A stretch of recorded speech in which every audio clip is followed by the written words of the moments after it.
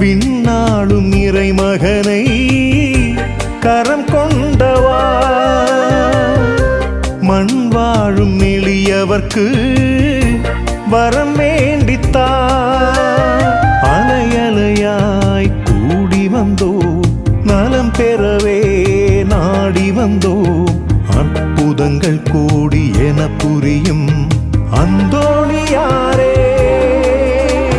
வாழ்க வாழ்க என் புனிதரே